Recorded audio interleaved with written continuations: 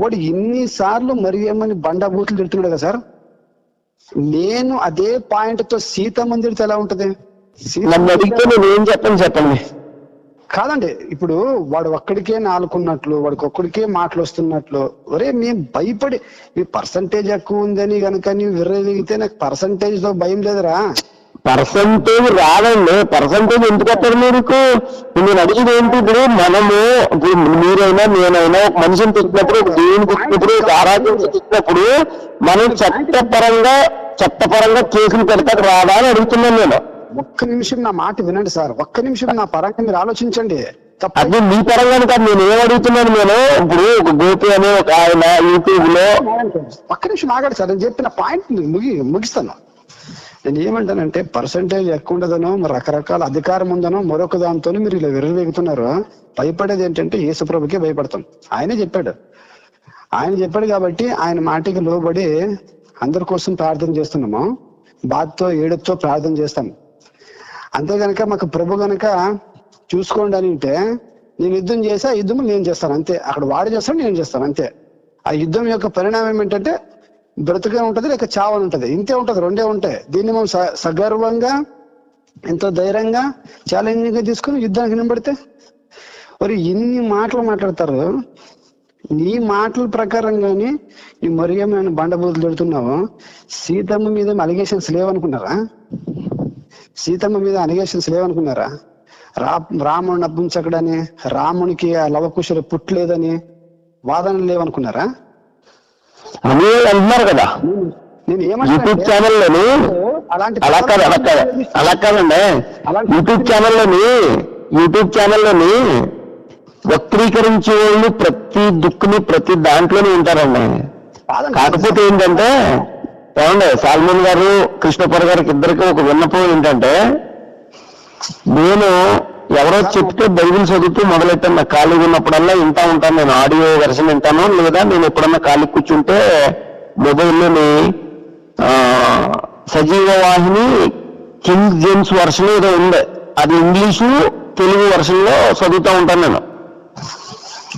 అయితే నేను మొన్న ఒక మాట అడిగాను మీకు, కిష్టోపర్ గారు, మనం చాలాసేపు ఒక గంట మాట్లాడుకున్నాం చూడండి, అయ్యాలి మీరు కంపెనీలో ఉన్నప్పుడు.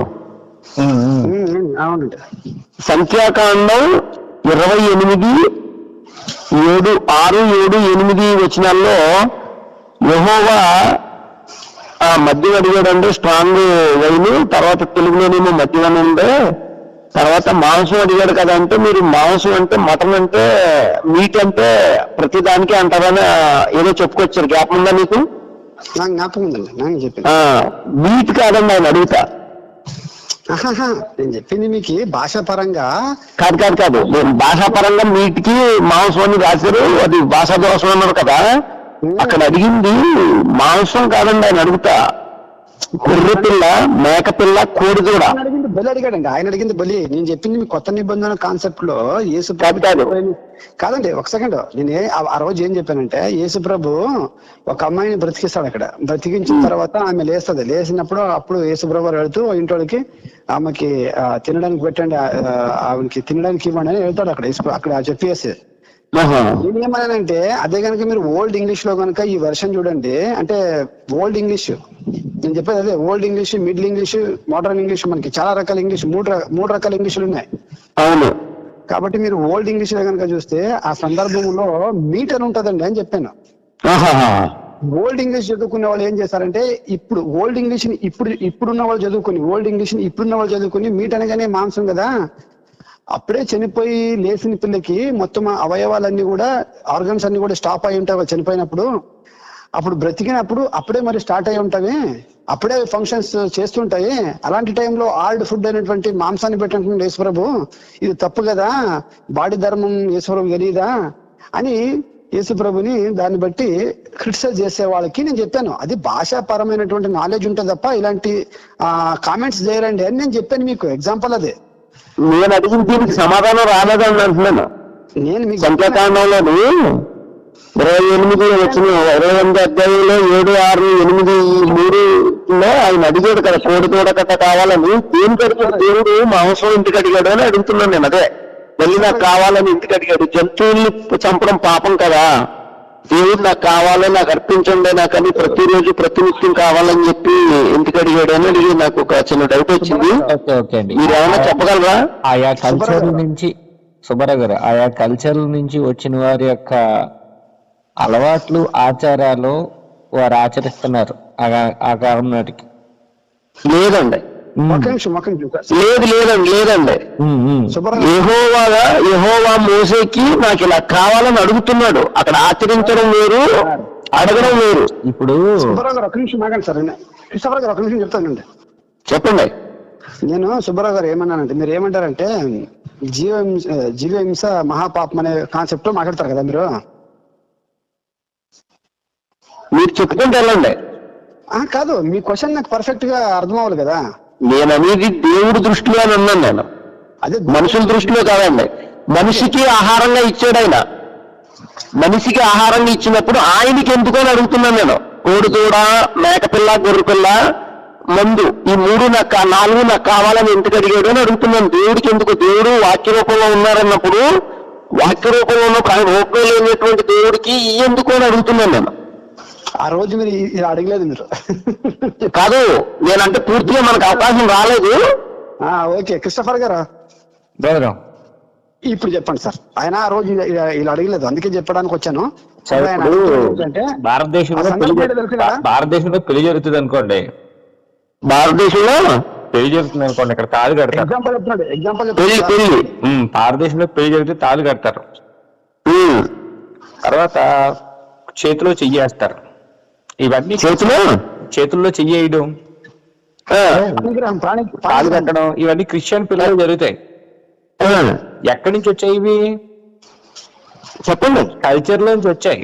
అలాగే కల్చర్ లో ఉన్న విషయాల్ని దేవుడు వాళ్ళకి ఆజ్ఞాపించాడు అనమాట. అంతే, అంతకుమించి ఇంక దానికి పెద్ద గందరగోళం ఏం లేదు. మీరు చాలా మంది అడుగుతారు కదా మరిది ధర్మం అని. మరిది ధర్మం అంటే ఇప్పుడు తామారు దగ్గర ఇవన్నీ కూడా కల్చర్ లో ఉన్నవి.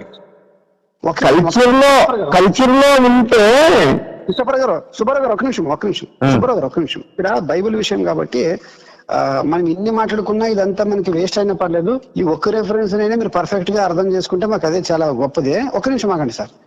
క్రిస్టఫర్ గారు ఆయన ఏమంటున్నారంటే, సందర్భం తెలుసు కదా మీకు, అదే క్రిస్టఫర్ గారు ఓకే పర్లేదు మొదట పొలాన్ని చేసుకునేటప్పుడు దాన్ని అంతా క్లీన్ చేసేసి మొత్తం అది చేసేసిన తర్వాత వచ్చిన తర్వాత అక్కడ ఈ యొక్క ద్రాక్షరసాన్ని తర్వాత మాంసాన్ని అంటే బలిచ్చి అది యెహోవాకి స్పెషల్ గా దాన్ని అర్పించాలి అన్నటువంటిది అక్కడ ఉంటది అనమాట. ఎవరు చెప్తున్నారండి? ఎవరెవరికి చెప్తున్నారు? సార్ సుబ్బారావు గారు మీ క్వశ్చనే ఆయన చెప్తున్నాను, బాగా అర్థమైంది కాదు. ఎవరెవరికి చెప్తున్నారో అని అడుగుతున్నాను నేను. సార్ దేవుడు మనుషులకు చెప్తున్నాడు సార్. మనుషులకి చెప్పలేదండి, మోసేకి చెప్తున్నాడు. మోసేకి నాకు ఇలా కావాలో నీకు నా మాటగా నువ్వు చెప్పు నీ జనాలకే. నేను అదే సార్, మోషే గారికి మనిషి కాదా మోషే, అదే చెప్తాను వినండి సార్. క్రిస్టఫర్ గారు ఆయన క్వశ్చన్ ఏంటంటే దేవుడు ఆత్మస్వరూపి అయినప్పుడు దేవుడు నాకు ఇవి అర్పించండి అని చెప్తుంటాడు కదా, ఎందుకు అడుగుతున్నాడు? ఆయన తింటాడా, ఆయన తాగుతాడా? ఆయన మనిషి కాదు కదా, ఆయన ఆత్మ కదా, వాక్య రూపం. చాలా డౌట్. అర్థమైందా? దానికి బిబ్లికల్ గా ఆన్సర్ చెప్తే అయిపోయి ఈ డౌట్ ఆయన లైఫ్ లాంగ్ లో రాదు. ఇక అది అర్థమైతే బలి అంటే ఎవడవండి? బలి అంటే ఎవడవండి? బలి అంటే ఇవ్వడం కాదండి. మనం ముందు ఆన్సర్ వినండి సార్, ఆన్సర్ వినండి, తర్వాత మీకు అవకాశం ఉంటుంది మాట్లాడండి. మనం తినేది ఇవ్వడం అండి. ఇది ఎక్కడి నుంచి నేర్పించాడు అని అంటే, నిన్ను వల్ల నీ పొరుగువాడిని ప్రేమించు అనే దగ్గరికి తీసుకురావడం కొరకు మనకి యోహాను రాసిన మొదటి పత్రిక చదువుతున్నప్పుడు, కనిపించని దేవుణ్ణి ప్రేమించేవాడు తన సహోదరుని కూడా ప్రేమిస్తాడు అనే స్థాయికి తీసుకురావడానికి బలి అనేది ఏర్పాటు చేశాడు. మీరు అన్నారు కదా, అదే దేవుడు ఆజ్ఞను పాటించడం అవసరం, బలు అవసరం లేదంటాడు. మొదటి సమూయేలు గ్రంథం 15 అధ్యాయం 22వ వచనంలో. ఎందుకు అన్నాడనంటే, ఆజ్ఞలు పాటించాలి. ఆజ్ఞలు పాటిస్తే సమాజం బాగుంటది. సమాజానికి ఇవ్వడం నేర్పిస్తున్నాడు దేవుడు అక్కడ. అంతే తప్ప నాది, నా స్వార్థం, నేనే తింటాను అది కాదనమాట. కనిపించని అదృశ్యుడైన దేవునికి ఇవ్వడం ద్వారా తన తోటి వాడికి కూడా ఇచ్చే తత్వాన్ని నేర్పిస్తున్నాడు. అంతే తప్ప నాది, నా స్వార్థం, నేనే తింటాను అది కాదనమాట. కనిపించని అదృశ్యుడైన దేవునికి ఇవ్వడం ద్వారా తన తోటి వాడికి కూడా ఇచ్చే తత్వాన్ని నేర్పిస్తున్నాడు. అది అసలు బైబిల్లో ఖుర్బాన్ అనే పదం ఉంటది బలికి. అంటే ఏంటంటే ఆఫరింగ్ అంటే నీ దగ్గర ఉన్నది అవతల వాడికి నువ్వు ఆఫర్ చేస్తున్నావు అనమాట. నీది నువ్వు అవతల వాడికి ఆఫర్ చేస్తున్నావు. అదృశ్య దేవునికి ఆఫర్ చేసి నువ్వు దృష్టుడైన అవసరతలో ఉన్న నీ సహోదరునికి కూడా చేస్తావు అనేది అసలు కాంటెక్స్ట్, బైబిల్ కాంటెక్స్ట్. ఆ తర్వాత అది ఏమవుతుందంటే నీది నువ్వు అవతల వాడికి ఆఫర్ చేస్తున్నావు. అదృశ్య దేవునికి ఆఫర్ చేసి నువ్వు దృష్టుడైన అవసరతలో ఉన్న నీ సహోదరునికి కూడా చేస్తావు అనేది అసలు కాంటెక్స్ట్, బైబిల్ కాంటెక్స్ట్. ఆ తర్వాత అది ఏమవుతుందంటే దేవుని మందిరంలో సేవ చేసి మనుషులకి నీతి బోధలు చేసే లేవీలు తింటారు దాన్ని. టెంపుల్ మెయింటెనెన్స్ ఒకటి, తర్వాత లీవైట్ ప్రీస్ట్హుడ్ అంటే లేవీల యొక్క మెయింటెనెన్స్ ఒకటి ఉంటది అనమాట. దాంట్లో వీళ్ళు ఇస్తున్నారంటే దేవుడికి పట్టుకెళ్ళిస్తున్నారంటే దేవుడు తిండు. అక్కడ సేవ చేస్తున్నా ఆ లేవీలు తింటారు. ఎందుకంటే వాళ్ళకి భూములు ఉండవు. ఇప్పుడు మన దేశంలో బ్రాహ్మణులు అందరూ భూములు తీసుకుని భూములు అందరూ భూస్వాముల కింద ఉంటారు. అలా ఉండదు. లేవీలకి ఏమీ ఉండదు. లేవీలకి అండగట్టేశాడు దేవుడు. లేవీలు వేసి భిక్ష మీద బతకాలి. లేవీలు అనేవాడిని చాలా ఇబ్బంది పెట్టాడు దేవుడు. వాళ్ళు పరిశుద్ధంగా ఉండకపోతే వాళ్ళని శిక్షించడం కానీ, అంటే ఏంటంటే వాళ్ళు బోధించేవాళ్ళు, వాళ్ళు టీచింగ్ చేసేవాళ్ళు. ఎలా ఉండాలి? చాలా పర్టికులర్ గా, చాలా జాగ్రత్తగా ఉండాలి. ఒళ్ళు దగ్గర పెట్టుకుని ఉండాలి. అందుకని నాదాబు అబీహుల్ని దేవుడు మొత్తేశాడు. ఎందుకంటే నువ్వు ఆత్మ సంబంధమైన లేకపోతే టీచింగ్ చేసే నువ్వు, బోధించే నువ్వు ఎంత జాగ్రత్తగా ఉండాలో నువ్వు ఒళ్ళు దగ్గర పెట్టుకుని ఉండాలి అని చెప్పాడు అనమాట. అటువంటి ప్రజల్ని పోషించడం కొరకు దేవుడు ఒక పద్ధతిని ఏర్పాటు చేశాడు అనమాట. వాటిలో బలులు అనేవి ఉన్నాయి. ఒకటి టెంపుల్ మెయింటెనెన్స్ కొరకు, 2 లేవీల మెయింటెనెన్స్ కొరకు, 3 ఇతరులను ప్రేమించే దాని కొరకు. ఇదంతా కూడా నీతి బోధకు సంబంధించింది అనమాట. ఇవ్వడానికి సంబంధించింది, ప్రేమించడానికి సంబంధించింది బలి. అదండి బైబిల్ కాన్సెప్ట్. ఇవ్వడానికి సంబంధించింది, ప్రేమించడానికి సంబంధించింది బలి. అదండి Bible concept. Total Bible concept బలికి. సుబ్బారావు గారు అయిపోయిందా? అయిపోయింది. సుబ్బారావు గారు నేను మాట్లాడచ్చా? ఒక్క నిమిషం సుబ్బారావు గారు ఒక్క నిమిషం. దానినే నేను మీకు ఒక వాక్యాన్ని జ్ఞాపకం చేస్తూ చెప్తాను. ఇదే విషయాన్ని కృష్ణపాల్ గారు చెప్పిన విషయాన్ని. యూదుల్లో యాజకులకు వచ్చేటువంటి ఏదైతే ఉందో అదంతా కూడా ముందు యెహోవా ఏం చెప్పాడంటే నాకు ఇవ్వండి అన్నాడు. నాకు అర్పించండి మీరు అన్నాడు. మిగతా 11 గోత్రాలకి 10 గోత్రాల వాళ్ళకి మీరంతా నాకు అర్పించండి అన్నాడు. నాకు అర్పించిన తర్వాత మీరు దాన్ని తీసుకోండి అని మరి యాజకులకు చెప్పాడు. యెహోవాకి ఏదైతే వీళ్ళు పెడతారో అది తీసుకుని తినే హక్కు కేవలం యాజకులకి ఉంటుంది, యాజకులే తీసుకోవాలని అని చెప్పాడు. నాకు ఇవ్వండి అని అన్నప్పుడు ఇక్కడ ఆత్మస్వరూపమైనటువంటి దేవుడికి ఇవ్వండి, ఆయనకి ఏదో ఆకలి అయిందనో, ఆయనకి ఏదో తాగాలనిపించిందనో ఆయనకి అర్పించండి అని కాదది. ఆత్మస్వరూపమైనటువంటి దేవుడికి ఇవ్వండి, ఆయనకి ఏదో ఆకలి అయిందనో, ఆయనకి ఏదో తాగాలనిపించిందనో ఆయనకి అర్పించండి అని కాదది. ఆయన పేరు మీద కనుక పెడితే, ఆయన పేరు మీద ఇది నీకి అని కనుక ఇస్తే దాన్ని యాజకులకి ఇచ్చాడు. ఎందుకంటే వాళ్ళకి ఆస్తి దొరకలేదని, వాళ్ళకి భూమి దొరకలేదని యాజకులకి. ఈ యొక్క మీనింగ్ తో ఉంటుంది అని ఆయన చెప్పారు క్రిస్టఫర్ గారు. అది అర్థమైతే సరే. దాంట్లో ఏమైనా క్వశ్చన్ ఉంటే విసిరండి. క్వశ్చన్ అంటే మాట్లాడచ్చా? విసరండి. ఒక్క 30 సెకండ్లు లేదా 1 నిమిషం 60 సెకండ్లు. ఇదే దేవుడు నిన్నువల్ల నీ పొరుగు వారిని ప్రేమించమన్నటువంటి దేవుడు మొత్తం పురుష సంయోగం ఎరగని స్త్రీని మాత్రం ఉంచి అందరినీ చంపేయండి, పురుష సంయోగం ఎరిగిన స్త్రీలను మాత్రం మీరు ఎరగని స్త్రీలను మీరు పెట్టుకోండి, పిల్లల్ని అయితే మగవాళ్ళని అయితే అందరినీ చంపేయండి అని చెప్పాడు దేవుడు, యెహోవా దేవుడు. నాకు ఏదైనా సందేహాలు వస్తే మీరు తీరుతారనే ఒక ఉద్దేశంతో అడుగుతున్నాను నేను. ఇప్పుడు కృష్ణోపర్ గారు ఏం చెప్పారు? నిన్ను వల్ల మీ పొరుగు వారిని ప్రేమించమనడానికి కానీ ఎదుటివాడికి సహాయం చేయడానికి చెప్పిన యెహోవా దేవుడు ఊర్ల మీద పడి దోచుకోండి అని చెప్పాడు. అదే దేవుడు దోచుకోండి, తీసుకురండి, మగవాళ్ళు అదే పురుష సంయోగం స్త్రీలు మీకోసం పెట్టుకోండి అని ఎందుకు చెప్పాడు? అలా దోచుకోండి అని ఎందుకు చెప్పాడు? కొంచెం వివరించగలరా కృష్ణపాల్ గారు నాకు ఒక 2 నిమిషాల్లో? ఖచ్చితంగా అండి. అది దోచుకోవడం లేకపోతే బైబిల్లో క్లియర్ గా ఉందండి. అది దోచుకోమనే శబ్దం, దోచుకోమనే వచనం క్లియర్ గా ఉంది. అది కల్చరల్ ఎఫెక్ట్ అండి. ఆ కాలం నాటి కల్చర్ అది. ఆ కాలం నాటి కల్చర్ దేవుడు అన్ని ఇచ్చాడు కదా. దేవుడు మీరు తింటాకి ఇచ్చాడు, ఇంటాకి ఇచ్చాడు. ఈ భూ సమస్తం మీరు విద్యుతంగా మీరు వశపరచుకోమని ఇచ్చినప్పుడు ఒకరినొకరు కొట్టుకు తింటుంది అంటున్నాను. అది చెప్పిన దేవుడు ఏం చెప్పాడు? ఆదామాలకు విస్తరించండి, మీకు అన్ని సమస్త జలరాశులు ఇచ్చాను, సమస్త ప్రాణులు ఇచ్చాను, కష్టగా నిన్నరైతే అన్ని ఇచ్చానని చెప్పినప్పుడు దేవుడు దోచుకోమని చెప్తున్నాడు. అక్కడ దేవుడు మళ్ళీ అందులో వాటా అడుగుతున్నాడు. సుబ్బారావు గారు, దేవుడు వాటా అడుగుతున్నాడు. మీకు వాటా నేను కావాలంటే ప్రూఫ్, అది ఎన్నో అధ్యాయం ఎన్నో వచ్చిన ప్రూఫ్ పెడతాను నేను. సుబ్బారావు గారు చెప్పండి. మీరు తెలుగు సినిమా గోపాల సినిమా చూసారా? చూశానండి. దాంట్లో పవన్ కళ్యాణ్ గారు శ్రీకృష్ణుడు పాత్ర, అవునా? అవును.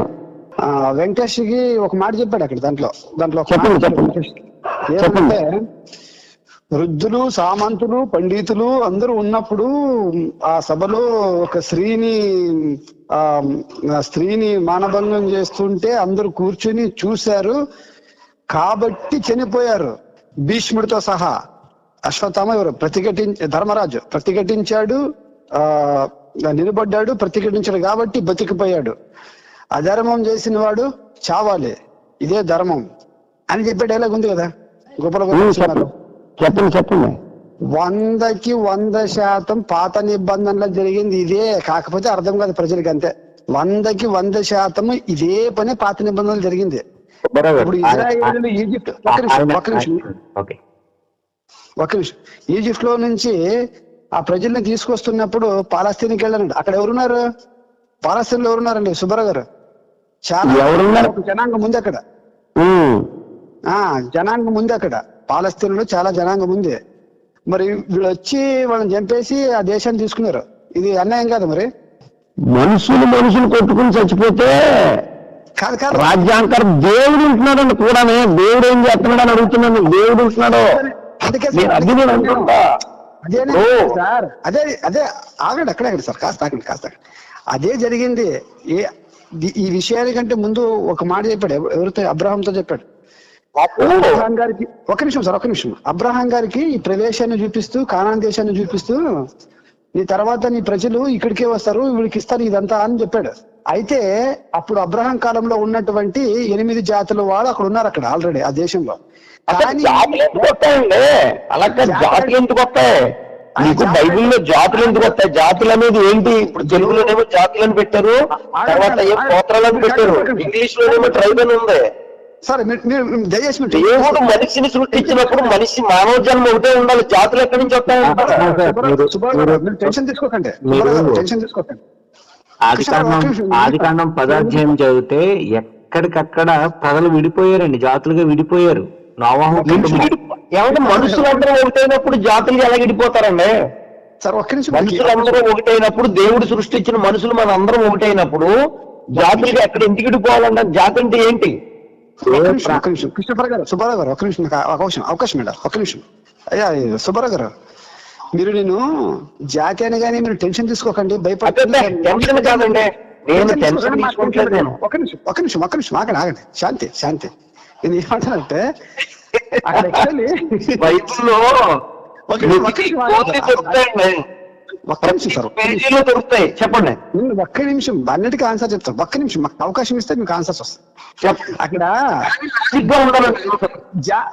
జాతులు అక్కడ ఎబోసియరు, గర్గాసియరు, ఇఫ్తియరు, అమోరియరు, ఫెరెజియరు అని ఈ జాతులు ఉన్నారు అక్కడ, ట్రైబ్స్, గ్రూపులు. ఎక్కడి నుంచి వచ్చినాయి?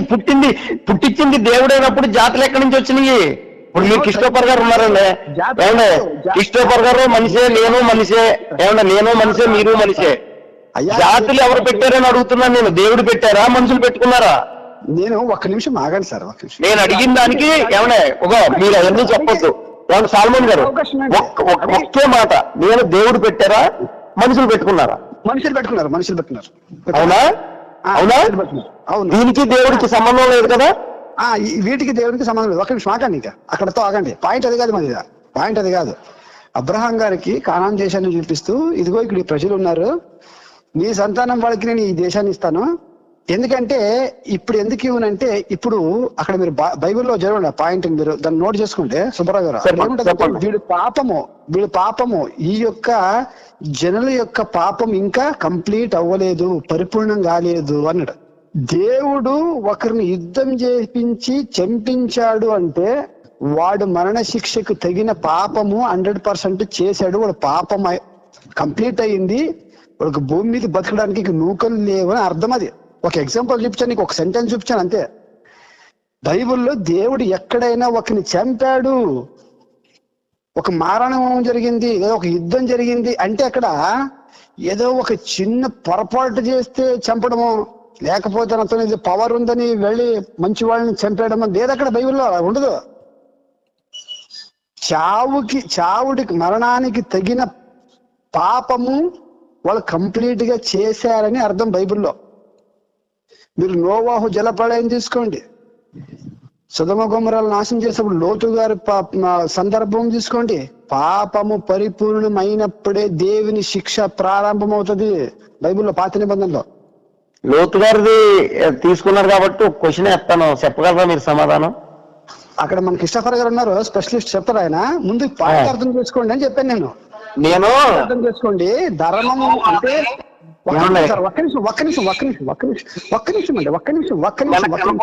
కాదు, మనకు కనపడే సూర్యుడు ఎంత సూర్య భగవానుడు ఎలా ఉన్నాడో, అంత పెద్ద సృష్టిని సూర్యుడిని సృష్టించాడని బైబిల్లో రాసినప్పుడు, ఒక తుచ్చ మానవుడు పాపం చేస్తే చంపకపోవడం, నాకు దహనం కావాలి, నాకు దహన బలి కావాలి, నాకు స్ట్రాంగ్ వైన్ కావాలి, లేకపోతే మద్యం కావాలి, కోడిదూడ కావాలి, మేకదూడ కావాలి, కొన్ని వచనాలు నేను చదివాను.